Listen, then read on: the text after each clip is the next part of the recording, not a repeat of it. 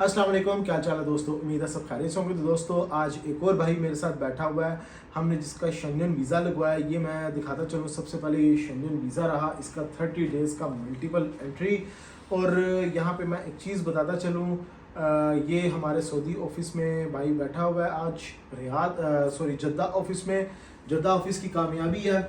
देखें, मैंने हमेशा बात की है, आप वीज़े अप्लाई करते हो तभी वीज़ा मिलता है। कुछ लोग होते हैं आके मेरे पास वो शेंगन यूरोप कर रहे होते हैं, और मैं उनसे पूछ लूँ शेंगन या यूरोप के स्पेलिंग सुना दो तो उनको वो भी नहीं पता होते, और जाना उन्होंने यूरोप होता है। मुझे मसला ये नहीं है कि आप जिस मुल्क में भी जाओ वीज़ा अप्लाई कर सकते हो, जा सकते हो, लेकिन हर बंदे की प्रोफाइल डिफरेंट होती है। अब एक बंदे की प्रोफाइल है नहीं, और मुझे जहाँ तक लग रहा है यार इसको वीज़ा नहीं मिलेगा, मैं उसको सजेशन देता हूँ यार आप यूरोप नहीं करो, यूरोप करोगे जूतियाँ मार के आपको निकाल देगा। तो कहते हैं कि जी शायद समीर भाई को हमसे कोई बहुत बड़ी दुश्मनी है, जो कि हमारे लोग, हमारे कज़न या फिर यार दोस्त डंकी लगा कर किसी ज़माने में वहाँ पे यूनान में जाके बैठ गए हैं, इटली स्पेन में बैठ गए, तो उनके पास जाने नहीं दे रहे। तो हमें इसलिए कहते हैं कि अमेरिका कनाडा कहीं और वीज़ा अप्लाई कर लो। भाई ऐसी बात ही नहीं। अब ये बंदा है, इस बंदे ने शायद कहा भी नहीं था, और मैंने इसको सजेशन दी थी कि भाई तेरा मैं शेंगन वीज़ा अप्लाई करूँगा।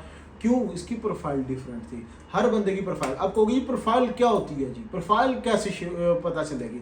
देखिए अब एक बंदा है जी साय खास है, लोग 2-4 हज़ार रुपये बचाने के चक्कर में साय खास का वीज़ा लगवा के हमेशा के लिए जूतियाँ खाते हैं, और फिर आके अपने कफील की या फिर अरबाब की जी वो बदखोई कर रहे होते हैं कि जी उन्हें सानू इंज करता है, उन्हें सानू जान नहीं दे रहा।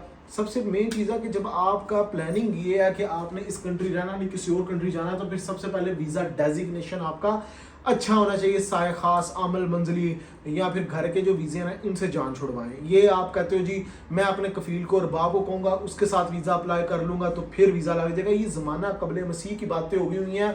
अगर एक कंसल्टेंट एजेंट पकड़ सकता है आपको कि आप किस मकसद के लिए बात कर रहे हो, तो जिस अम्बेसी ने वीज़ा देना है आपको इशू करना, क्या वो पागल है? उसको समझ नहीं आई क्या कर रहे हो। तो जो आपका कफील होगा उसको वीज़ा इशू कर दिया रहता, आपको फिर जूतियां मार के निकाल दिया रहता। तो बेहतर यही है सबसे पहले अपना वीज़ा डेजिग्नेशन चेंज करो। अब पूछेंगे जी कौन सा वीज़ा होना चाहिए। भाई ये मैंने कहा घर के वीज़ों से जान छुड़वा के बेशक आप आमिल तहमील तंजील लोडिंग अनलोडिंग का वीज़ा लगवा लो तब एक्सेप्टेबल है, चलेगा, कोई फ़र्क नहीं पड़ता। अब जी एक चीज़ तो क्लियर होगी वीज़ा डेजिग्नेशन। अब नंबर सेकंड आती है कि वीज़ा डेजिग्नेशन के बाद हमें चाहिए क्या, 3 to 6 मंथ की बैंक स्टेटमेंट होनी चाहिए। कैसी होनी चाहिए वो मैं इस पर अभी पूरा एक लेक्चर आपको दे देता हूँ, लेकिन उससे पहले बताता चलूँ एनओसी, जिस कंपनी में काम करते हो, जिस कफील के पास काम करते हो, वहाँ से एनओसी रिक्वायर्ड होगा। आप कहते हो मैं आज़ाद हूँ, कोई आज़ाद नहीं होता, जो कफील होता है उसी के अंडर होता है सब कुछ। तो उस कफील से, उस अरबाब से एनओसी आपको रिक्वायर्ड होता है, वो आपने लेना है, जिसमें इजाज़तनामा होता है, लिखा होता है कि जी आप इस कंट्री जा रहे हो और कंपनी को या उस कफील को, उस अरबाब को कोई इतराज़ नहीं आपके यूरोप जाने पे, नंबर 1। और फिर उसको वो गुरफा तजारिया करवाते हैं, जिसको चैम्बर ऑफ कॉमर्स कहते हैं, वो करवाता है। और एक छुट्टी का पेपर होता है जो पहले ही चाहिए होता है। आप कहते हो कि जी पहले चाहिए बाद में चाहिए, जो पहले ही चाहिए, ठीक है। अब ये चीज़ें हो गई, उसके बाद आप कहते हो कि जी बैंक स्टेटमेंट कैसी होनी चाहिए। यूरोप के लिए बैंक स्टेटमेंट में थोड़ी लचक है, यूके की तरह नहीं होती। यूके की जो बैंक स्टेटमेंट होती है ना वो टिपिकल होती है, उसको मैंने बड़े लेक्चर पहले दिए हैं, वो सुन लेना कभी। जो शेंगन होता है ना उसके लिए आपके अकाउंट रनिंग में होना चाहिए, पैसे आ रहे हैं, जा रहे हैं, निकल रहे हैं, कोई पैसे आपके अकाउंट में सेंड कर रहा है, निकाल रहा है, आपकी सैलरी आ रही है, निकल रही है, फ़र्क नहीं पड़ता इस चीज़ से। अकाउंट रनिंग में है, मेन चीज़ ये है। नंबर सेकंड ये कि जब आपने एम्बेसी जाना है उससे पहले आपने अपने अकाउंट में कुछ सेविंग होल्ड रखनी है। बेशक 8-10 हज़ार दरम या रियाल जितने भी इक्वल है वो आपके अकाउंट में पड़े होने चाहिए।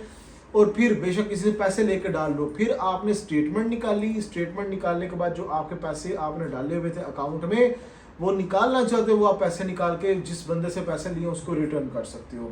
रिटर्न कर दिए, आपने सबमिशन करवा दी, उसके बाद आपने वेट करना है। ये होगी बैंक स्टेटमेंट। एनओसी भी बता दिया, गुरफा तजारिया भी बता दिया, छुट्टी का पेपर भी बता दिया, 6 महीने की स्टेटमेंट भी होगी। पासपोर्ट होना चाहिए, अकामा, अकामा आपका 3 महीने या इससे अबव वैलिड रहना चाहिए। अब आप फ्रेश पासपोर्ट पे वीज़ा अप्लाई करना चाहते हो, 3-4-5 कंट्रीज बताता हूँ, वहाँ पे अप्लाई करें।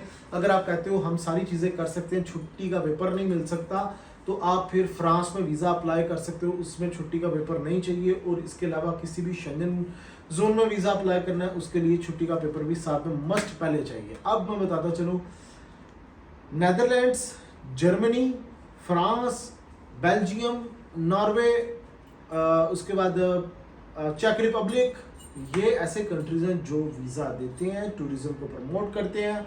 हमेशा बात की ऐसे कंट्री का इंतखाब करना चाहिए टूरिज्म को प्रमोट करे, ऐसे कंट्री का इंतखाब नहीं करना चाहिए जो टूरिज्म को प्रमोट नहीं करता। एशियन टूरिज्म को तो आप वहाँ पे वीज़ा अप्लाई करके मुंह काला करवा लो, ये काम नहीं करना।